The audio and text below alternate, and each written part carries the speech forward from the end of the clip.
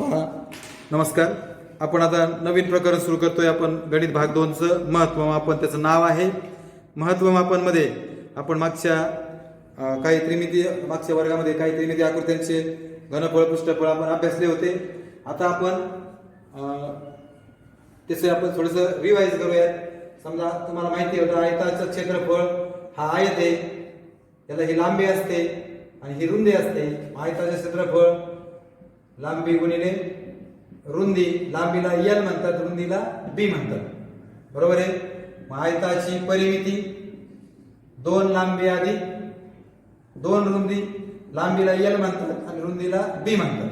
ही आयताची परिमिती झाली. त्यानंतर चौरसाचे क्षेत्रफळ सूत्र आहे बाजूचा वर्ग, आणि बाजूला जर आपण एल मानलं तर एल चा वर्ग होतो. आणि चौरसाची परिमिती, चारी बाजू सारख्या असतात, ज्याच्या चारी बाजू सारख्या आणि चारी कोण घटकोन असतात त्याला चौरस म्हणतात. आणि म्हणून त्याची परिमिती 4 गुणिले बाजू, बाजूला एल काढायचे 4l, ही झाली चौरसाची परिमिती. चौरसाचं क्षेत्रफळ एल वर्ग आणि चौरसाची परिमिती 4l. आयताचं क्षेत्रफळ लांबी गुणिले रुंदी आणि आयताची परिमिती 2 लांबी अधिक 2 रुंदी. आता आपण लंब इष्टिका चिती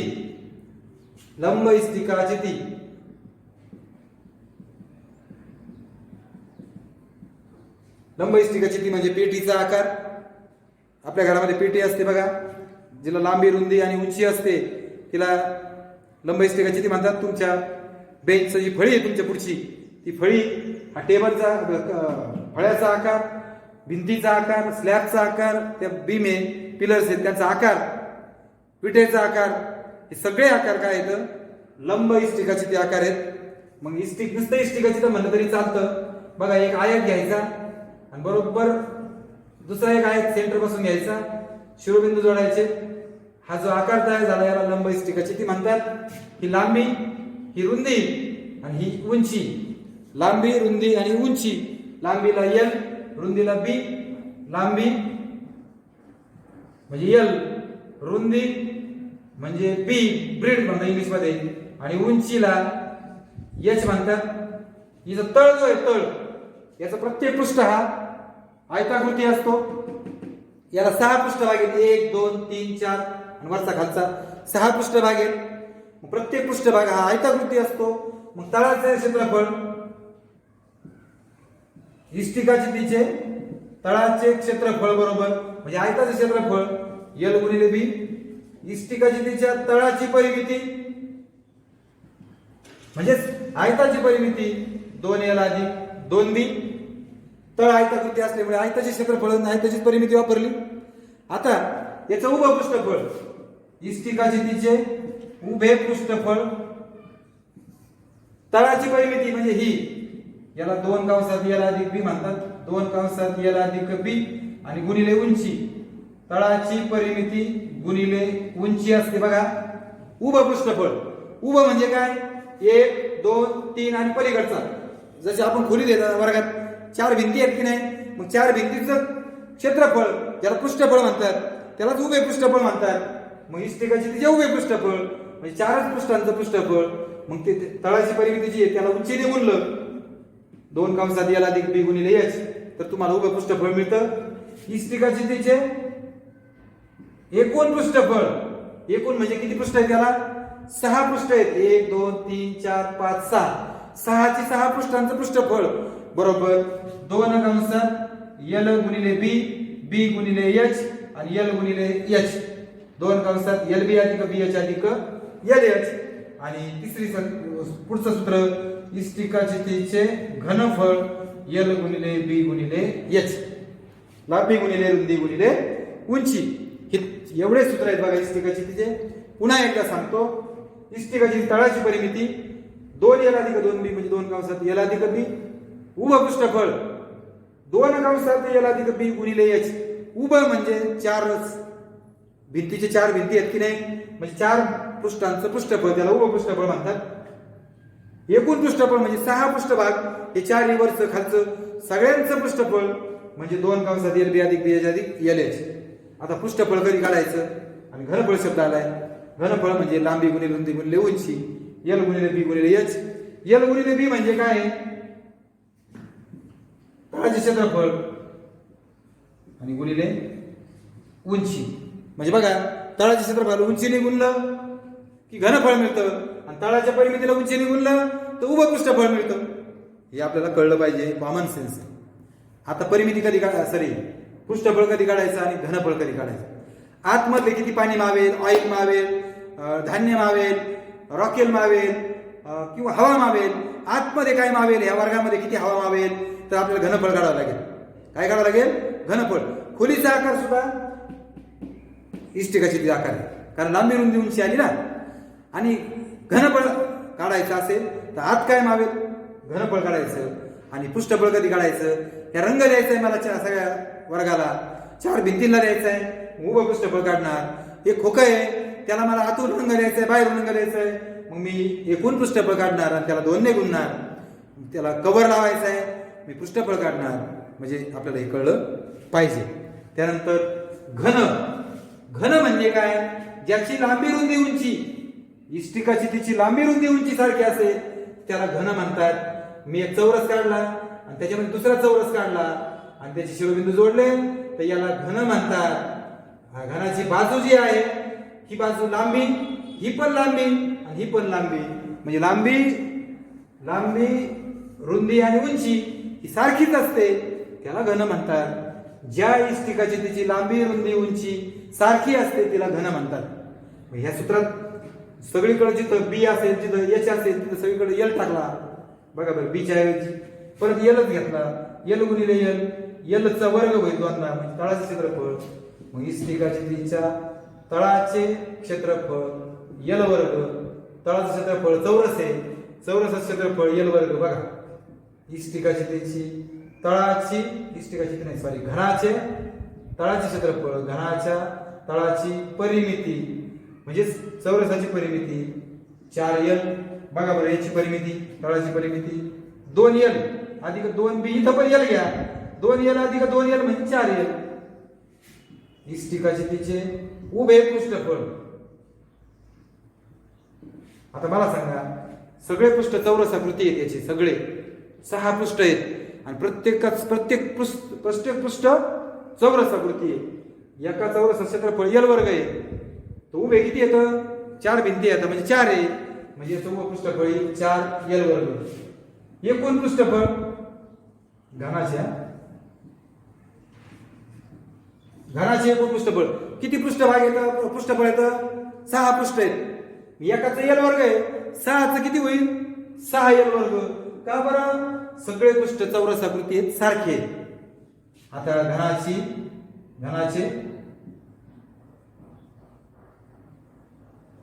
घनफळ. आता इष्टिकाचे घनफळ एल गुणिले बी गुणिले एच आहे. घनाचं घनफळ लांबी रुंदी उंची सारखी आहे, एल गुणिले एल.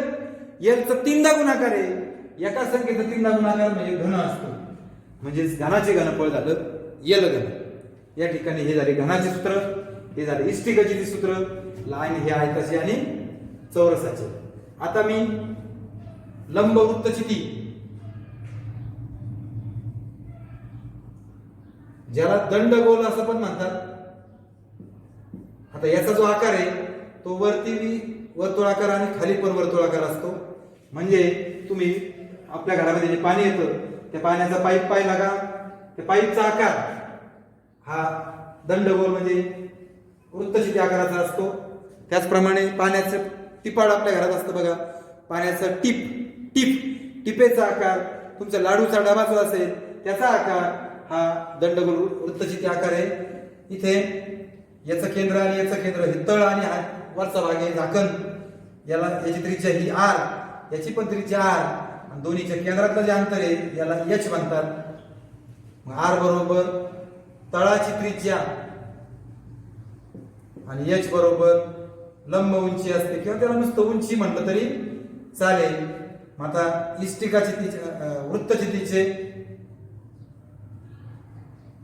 वृत्तचितीच्या तळाचे क्षेत्रफळ, तळ हा वर्तुळाकार असल्यामुळे तळाचं क्षेत्रफळ म्हणजे वर्तुळाचे क्षेत्रफळ पाय r वर्ग. वृत्तचितीच्या तळाची परिमिती वर्तुळाची परिमिती म्हणजे वर्तुळाचा परिघ, आणि परिघाचं सूत्र सी बरोबर 2 पाया. कळलं इथपर्यंत? मग वृत्तचितीचे वक्र पृष्ठफळ,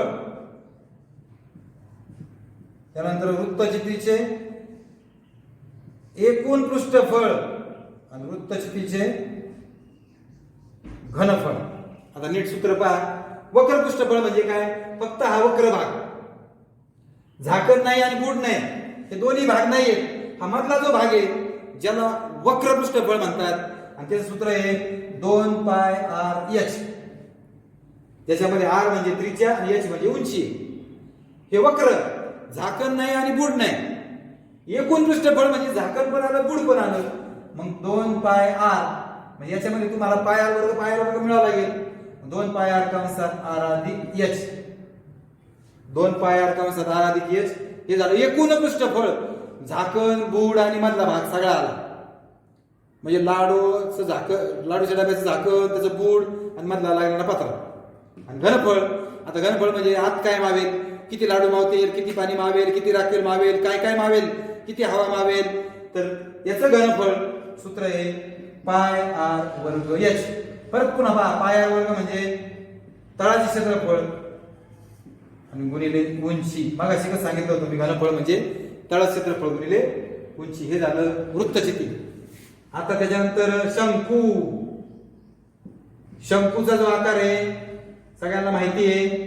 तळ त्याचा जो आहे वर्तुळाकार आहे, त्याची त्रिज्या आर, वरचा आणि याचा केंद्रबिंदू आणि वरचा बिंदू जोडला, ही झाली एच.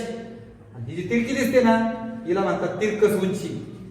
एल बरोबर तिरकस उंची, एच बरोबर लंब उंची, आणि आर बरोबर वर्तुळाची त्रिज्या किंवा तळाची त्रिज्या म्हणा, तळाची त्रिज्या.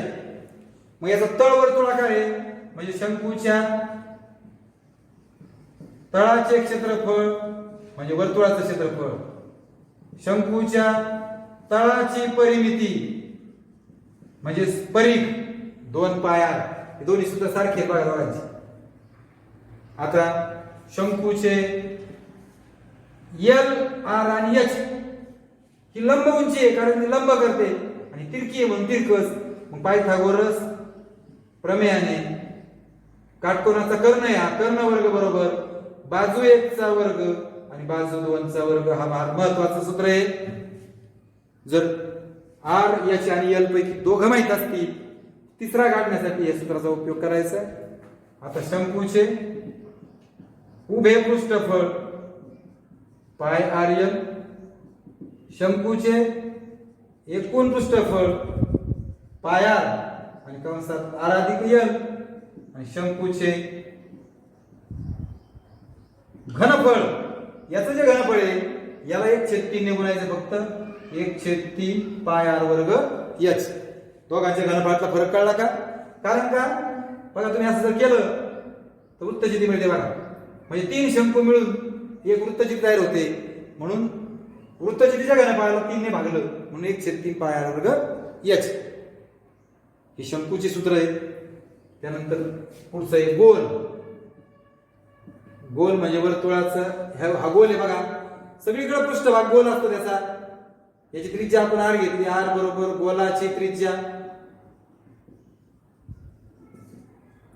मग गोलाचे वक्र पृष्ठफळ आणि गोलाचे एकूण पृष्ठफळ सारखं असतं. कुठेही बघा सगळं वक्र भाग आहे, म्हणून त्याचं सूत्र आहे 4 पाय आर वर्ग.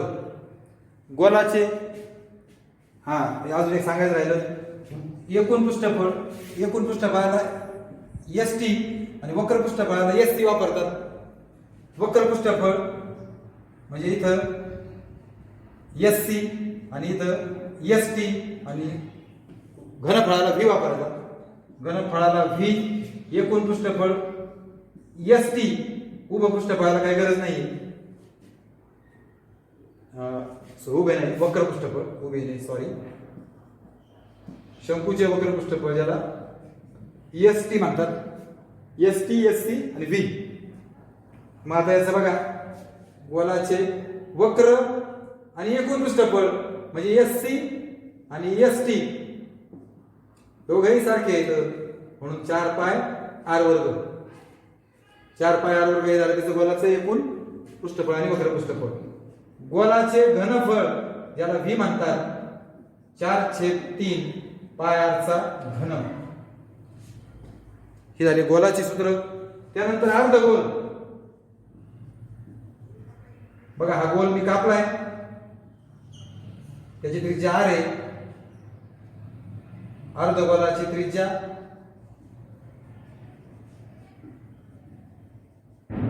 r. त्याचा तळ जो आहे तो वर्तुळाकार आहे बघा, म्हणजे गोलाच्या तळाचे क्षेत्रफळ, तळाचे क्षेत्रफळ म्हणजे वर्तुळाचे क्षेत्रफळ पाय r वर्ग. बरोबर. आता गोलाचं त्याला वक्र पृष्ठफळ आहे ना बघा, वरचा भाग वक्र आहे. गोलाचे वक्र पृष्ठफळ ज्याला SC म्हणतात, गोलाचं वक्र पृष्ठफळ 4 पाय r वर्ग आहे, त्याचे निम्म होईल 2 पाय r वर्ग. हा वक्र भाग आणि तळाचा भाग मिळून एकूण पृष्ठफळ होईल. मग गोलाचे एकूण पृष्ठफळ ज्याला ST म्हणतात, 2 पाय r वर्ग आणि 1 पाय r वर्ग म्हणजे 3 पाय r वर्ग. कळतंय का एकूण पृष्ठफळ? आणि अर्धगोलाचे बरं का, अर्धगोलाचे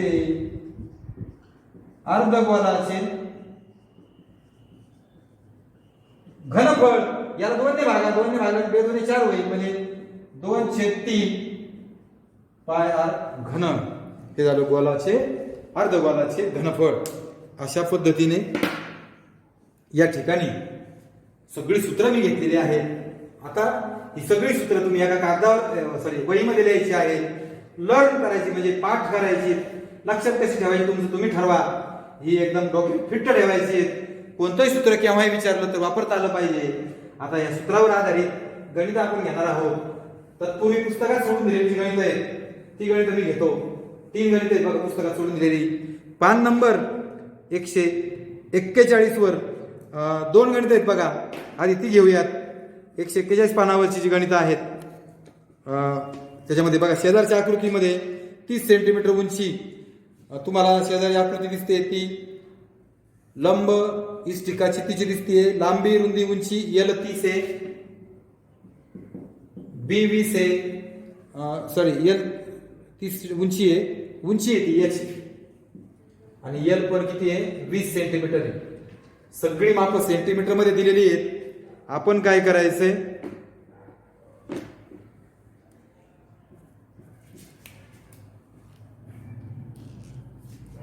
सगळी माप जरी आपल्याला दिलेली असली, L दिला B दिला H, आणि तुम्हाला त्यांनी विचारलंय रुंदीचा तेलाचा डबा आहे, त्यात किती लिटर तेल मावेल, त्यात किती तेल मावेल असं विचारलंय. मावेल आतमधलं जे मटेरियल तुम्हाला विचारलं तर त्याचं तुम्हाला काय करायचं असतं, घनफळ काढायचं असतं, घनफळ. मग आता मला सांगा ही आकृती कशाची आहे, लांबी रुंदी उंची म्हणजे इष्टिकाची तिची आहे. इष्टिकाची तिचे घनफळ सूत्र आपल्याला आठवलं पाहिजे. इष्टिकाची तिचं घनफळ बरोबर L गुणिले B गुणिले H. मग आधी आपण सगळी माप समान आहेत का, सगळी माप एकाच एककामध्ये आहेत का, सगळी माप सेंटीमीटर मध्ये आहेत बघा. म्हणजे एकक सारखं असणं फार गरजेचं आहे. जर एकक सारखं नसेल तर आपल्याला एकक सारखं करून घ्यावं लागतं, सगळ्यात महत्वाचं ते आहे. आणि एकदा का एकक सारखं केलं की मग आपण घनफळ काढू शकतो किंवा कोणतीही किंमत काढू शकतो. मग मी आधी पहिला प्रश्न विचारला एकक सारखा आहे का, तर सगळे सेंटीमीटर मध्ये आहेत. मग आता मी आकार जो आहे तो इष्टिकाची तिचा आहे. मग इष्टिकाची तिचे घनफळ बरोबर सूत्र आहे लांबी गुणिले रुंदी गुणिले H म्हणजे L गुणिले B गुणिले H. आता बघा घनफळाला V वापरतात, L गुणिले B गुणिले H. L 20 B 20 आणि हा 30. 1 2 3 शून्य लिहिले बरं का. 2 2 4 4 3 12 मीटर सेंटीमीटर मध्ये माप असल्यामुळे सेंटीमीटरचा घन झाला. कळलं का? हे झालं त्याचं घनफळ. पण त्यांनी तुम्हाला विचारले त्यात किती लिटर तेल मावेल, तर जेव्हा सेंटीमीटर घनामध्ये सगळी माप सेंटीमीटर मध्ये असतात त्यावेळेस 1000 ने भागायचे, आणि ज्यावेळेस मीटरच्या घन असेल तर 1000 ने गुणायचे. सेंटीमीटर लहान आहे म्हणून भागायचंय, मोठा आहे म्हणून गुणायचंय. या ठिकाणी 1000 ने भागतो आणि उत्तर आलं लिटरमध्ये. म्हणजेच तुम्ही म्हणणार त्या डब्यामध्ये 12 लिटर तेल मावे. 1000 सेंटीमीटरचा घन म्हणजे 1 लिटर आणि 1 मीटरचा घन म्हणजे 1000 लिटर. असं ते एकक आहे. आपण सोपं लक्षात ठेवायचं. सेंटीमीटर घन आलं की 1000 ने भागायचं आणि मीटर घन आलं तर 1000 ने गुणायचं. हे या ठिकाणी गणित संपलंय. दुसरं गणित बघा, शंकूचं आहे. त्याच्या तळाची त्रिज्या तुम्हाला दिली आहे आणि तिरकस उंची दिली आहे. म्हणजे एल दिलाय 21 आणि आर दिलाय 10 सेमी. आणि तुम्हाला त्यांनी विचारलंय बाजूच्या आकृतीत विदूषकाची टोपी आहे बघा. ही डोक्याचं घालायचं म्हणजे हा भाग फक्त कापडाचा असेल. टोपीची मापं दिली आहेत आणि तुम्हाला विचारलंय त्या टोपी तयार करायला किती कापड लागेल. हा भाग म्हणजे आतला भाग नाहीये, फक्त एवढाच भाग आहे. हा मधला भाग पण पोकळ आहे वर्तुळाचा, म्हणजे फक्त एवढाच भाग आहे. हा भाग म्हणजे वक्र पृष्ठफळ. मग टोपीला लागणारे कापड किंवा ही आकृती काय आहे, शंकूचे वक्र पृष्ठफळ म्हणजे ज्याला एससी म्हणतात, पायारियल, हे कळलं पाहिजे. वक्र पृष्ठफळ म्हणजे हा फक्त एवढा भाग. एकूण पृष्ठफळ म्हणजे हा पण आणि तळ पण येईल. पण आता डोकं जाणार आहे म्हणलं तळ नाही ना. तळ जर असेल तर डोकं कसं काय जाईल त्याच्यात, बरोबर आहे की नाही. म्हणजे तळ पोकळ आहे कसा, म्हणजे फक्त एवढाच भाग आहे म्हणून वक्र पृष्ठफळ. हारची किंमत 10 आहे आणि ही 21 आहे. 7 त्रिक 21, 22 गुणिले 10 220 गुणिले 3 22 त्रिक 66. सगळी माप सेंटीमीटर मध्ये असल्या कारणानं सेंटीमीटरचा वर्ग. पृष्ठफळ आणि एकूण पृष्ठफळ, वक्र पृष्ठफळ, क्षेत्रफळ आलं तर मीटर वर्ग म्हणायचं, सेंटीमीटर वर्ग म्हणायचं आणि घनफळ आलं ते घन म्हणायचं. आता आपण जातोय पान नंबर 143 वर. बघा मी पहिलं गणित वाचतोय. एका वृत्तचिती बरं का, आकाराच्या पाण्याच्या टाकीची त्रिज्या, वृत्तचितीचा आकार म्हणजे हा असा, पाण्याच्या टाकीची त्रिज्या म्हणजे आर 2.8 मीटर आणि उंची म्हणजे एच 3.5 मीटर आहे. तर त्या टाकीमध्ये किती लिटर पाणी वावेल, आतलं पाणी वावेल म्हणजे घनफळ काढायचंय. व्ही बरोबर वृत्तचितीचे घनफळ बरोबर पाय आर वर्ग एच 22/7. आर म्हणजे 2.8 चा वर्ग, एच म्हणजे 3.5. सूत्रात फक्त मी किमती भरलेल्या आहेत. सॉरी 2.8 दोन झाले. हा कॅल्क्युलेशन समजून घ्या. सूत्रात फक्त किमती भरल्या. आता मी पॉइंट हाकलून देणार आहे. 28/10 एक घर सरकलं म्हणून 10, इथं एक घर सरकलं म्हणून 10 आणि इथं एक घर सरकलं म्हणून 10. 7×5 = 35 झालं. आता 22 आपण 110 आहे बघा आणि 28 चा गुणाकार करतो. 8 × 8 = 64, 8 × 2 = 16, 22 आणि हा 56 4 8 784. 28 चा वर्ग खाली एकावर 3 शून्य येते, 1 2 3 1 0 कॅन्सल. 784 ला 11 ने गुणा, 784 आणि परत 784 4 8 × 8 = 16. 86 24 भागिले 100, 2 शून्य काढून घ्या. 86.24 मीटर घनफळ म्हणजे व्ही. याला वृत्तचितीचे घनफळ म्हणजे एवढा काय होईल, पाणी मावेल. टाकीमध्ये किती लिटर विचारलंय. मी आत्ताच तुम्हाला मागच्या गणितात सांगितलं, मीटर मध्ये आलं माप तर 1000 ने गुणायचं म्हणजे व्ही बरोबर, किंवा टाकीत जाऊ दे व्ही त्याला आपण असं म्हणूयात, याला कसं करा 86.24 गुणिले 1000 पॉइंट काढून टाका आणि व्ही बरोबर 86/24 त्याच्यावर 3 शून्य लिहा आणि पॉइंट नंतर 2 घर आहेत. आता हे लिटर मध्ये आहे. 86,240 लिटर टाकीमध्ये 86,240 लिटर मराठीत लिहा पाणी मावे झालं. इथं मीटर घन म्हणा. बर, एका व्यक्तीला सरासरी 70 लिटर पाणी लागतं. एका व्यक्तीला 70 लागतं. तर हे पाणी पूर्ण भरलेल्या टाकीतील पाणी दररोज पाणी रोज किती व्यक्तींना पुरेल? व्यक्तींची संख्या एकूण पाणी 86,240 भागिले एका व्यक्तीला किती लागतं? 70 लागतं. 0 0 गेला. 7 1 7 7 2 14 7 ते भागायचं आहे. 2 14 त्रिक 21 2 14 1232 लिटर एका व्यक्तीला. सॉरी, लिटर नाही, व्यक्तीची संख्या आली ना. मग 86,240 लिटर पाणी 1232 लोक व्यक्तींना पुरेल. दुसरं गणित पहा. 30 सेंटीमीटर त्रिज्येच्या, नीट पहा जरा, मोठी मोठी गणित आहेत, समजून घ्या, घाबरायचं काहीच कारण नाही. 30 सेंटीमीटर त्रिज्येचा एक भरीव गोल आहे बघा. आणि हा भरीव गोल वितळायचा आहे. गोल, आता गोल नाव दिलं. भरीव गोल 30 सेंटीमीटर त्रिज्या, आर बरोबर 30 सेमी. याला वितळायचं म्हणजे गोलाचे घनफळ 4/3 पायार घन 4/3. पायची किंमत टाकतच नाही मी. आणि आरची किंमत 30. आरच्या जागेवर 30 भरलं. 30 किती वेळा आल्या? 3दा आल्या. 3 दा आहे 30. 4 गुणिले पाय गुणिले 10 गुणिले 30 गुणिले 30 सेमी घन. बस, फक्त गुणाकार करत बसायचं नाही. याला वितळवलं आणि याच्यापासून काय करायचंय? 10 सेंटीमीटर त्रिज्या आणि 6 सेंटीमीटर उंची असणाऱ्या भरीव वृत्तचिती. वृत्तचिती नाव टाकायचं. वृत्तचिती काय आहे? आर आणि एच. काय म्हटलं त्यांनी?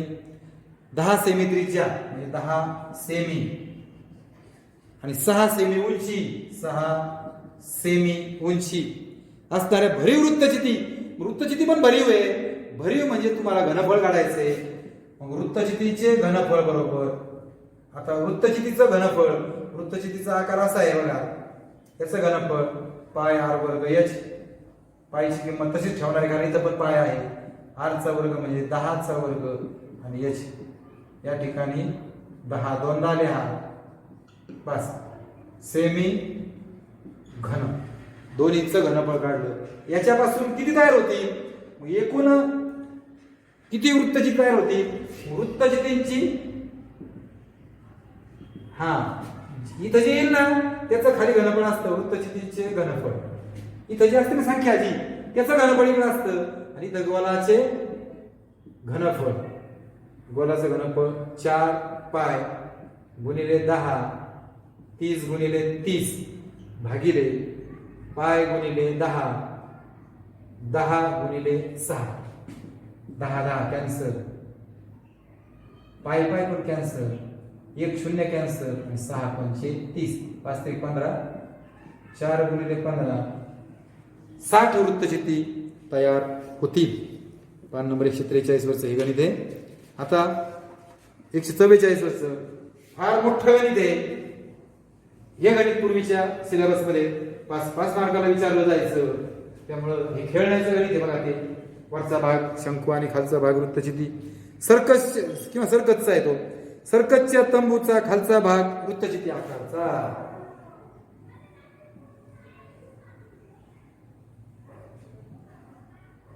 बघा, वरचा भाग वृत्तचिती हा, खालचा भाग वृत्तचिती हा शंकू आकृती. तंबूच्या तळाचा व्यास, तळाचा व्यास म्हणजे डी बरोबर 48 सेमी. डी बरोबर 2 आर. 48 बरोबर 2 आर. 48 भागिले 2 म्हणजे 24 सेमी. म्हणजे वृत्तचितीच्या तळाची त्रिज्या 24 सेमी आहे. तळाची त्रिज्या 24 सेमी आहे. पुढे वृत्तचित्ती तळाची त्रिज्या 24 सेमी आहे. वृत्तचित्ती भागाची उंची 15 आहे बघा. म्हणजे इथून हे केंद्र आणि हे केंद्र यातलं अंतर 15 आहे आणि हे केंद्र तर वरचं सेंटर जो आहे याला ही याची उंची झाली. हिला आपण एच म्हणू आणि हिला आपण एच म्हणू. बघा शंकूची उंची एच मानू आणि वृत्तचित्तीची एच मानू, कॅपिटल एच. दोन्हीची उंची वेगवेगळ्या आहेत. आता ही वृत्तचित्ती त्रिज्या झाली. शंकूची त्रिज्या किती होईल? शंकूची त्रिज्या सुद्धा किती? 24 सेंटीमीटर आहे.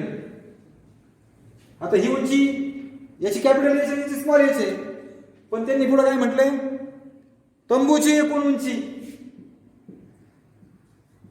तंबूची एकूण उंची आकृतीत बघा बरं. एकूण उंची एच अधिक एच, एकूण उंची 33. एच माहित नाही ही किती आहे? 15. सो 33 वजा हा अधिक 15 वजा होईल म्हणजे ही 18 सेंटीमीटर. ही आली 18. कळलं? इथून इतके किती आहे? 24. आपल्याला विचारलंय तंबूस लागणाऱ्या कापडाचं क्षेत्रफळ आणि तंबूतील हवेचं घनफळ. आता तंबूला कापड लागतं, आतमध्ये पोकळ आहे बघा. कापड असं लागेल आतमध्ये पोकळ आहे म्हणजे याचं वक्र पृष्ठफळ, याचं वक्र पृष्ठफळ. याचं वक्र पृष्ठफळ सूत्र जे आहे ना शंकूचं पाय आर एल आहे. एल पाहिजे आपल्याला, एल म्हणजे ही पाहिजे एल. इथं आर आहे याचे म्हणजे एल नाहीये. पायथागोरस प्रमेयाने एल वर्ग बरोबर आर वर्ग अधिक एच वर्ग. आर 24 आहे आणि हा 18 आहे. 576 याचा वर्ग 576 याचा 324 बेरीज 900 येईल. वर्ग नको आहे, 2 बा वर्गमूळ घेऊन हा 900 जाईल. वर्गमुळा याचा वर्ग निघून गेला, हा 30 चा वर्ग आहे. एल आली 30. आता आपल्याला काढायचे लागणारं कापड. शंकूला लागणारे कापड, सॉरी तंबूला लागणारे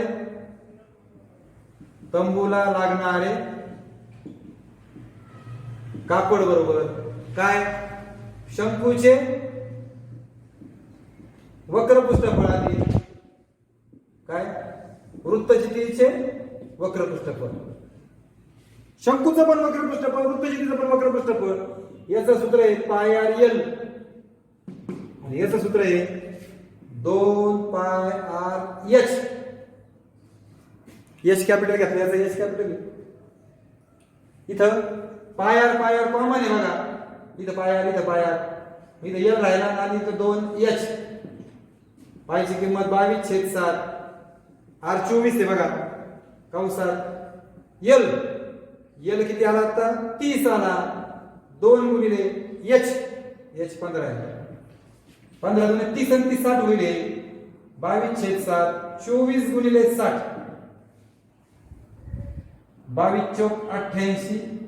सॉरी 22 चौक 88, 22 44 52 गुणिले 60/7. 1 0 6 आणि 6 8 48 12 4 16 30 आणि 31/7. पॉइंट मध्ये आणा सेंटीमीटर वर्ग. कापड लागणार आहे ते कापड या ठिकाणी असं संबोध लागणार. कापड म्हणजे दोघांच्या वक्र पृष्ठफळांची बेरीज. वक्र पृष्ठफळ आणि याचं वक्र पृष्ठफळ अशा पद्धतीने काढलं. आता त्याच्यातील हवेचं घनफळ काढायचं आहे. तंबूतील हवेचं घनफळ म्हणजे तंबूत हवा किती मावेल सर्कसच्या तंबूमध्ये. तंबूचे घनफळ बरोबर किंवा तंबूतील हवेचे घनफळ. तुम्हाला काय विचारलंय? हवेचे घनफळ विचारले म्हणजे शंकूचे घनफळ अधिक वृत्तचित्तीचे घनफळ. शंकूचे घनफळ सूत्र आहे पाय 1/3 पाय आर वर्ग एच स्मॉल आहे आणि याचं आहे वृत्तचित्तीचे घनफळ सूत्र आहे पाय आर वर्ग एच आहे. पण इथं एच मोठा घेतला.